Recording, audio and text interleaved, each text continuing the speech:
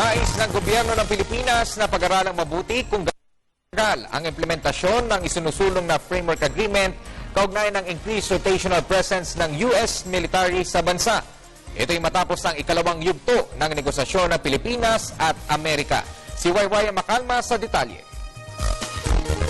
Isinusulong ng gobyerno ng Pilipinas ang mas maikling panahon sa implementasyon ng Framework Agreement sa Estados Unidos, kaugnay pa rin sa increased rotational presence ng U.S. military sa bansa.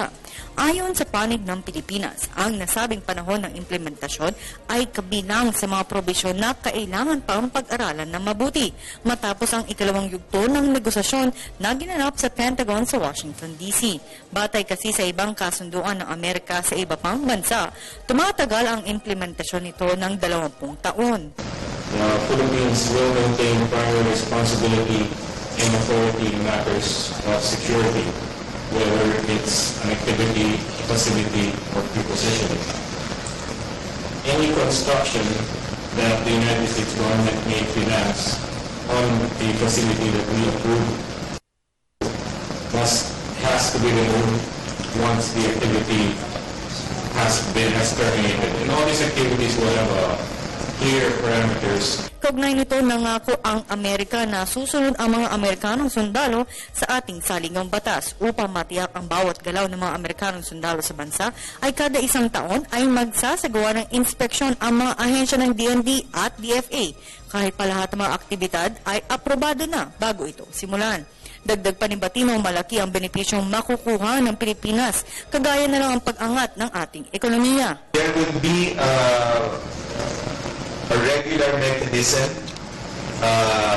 yearly to assess what activities would be best to implement the objectives of the framework agreement,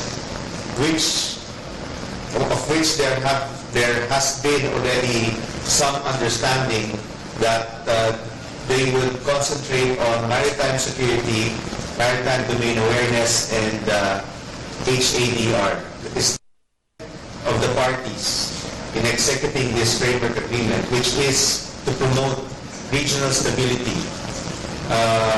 We believe that the presence of, and the Philippine government has expressed its support to the U.S.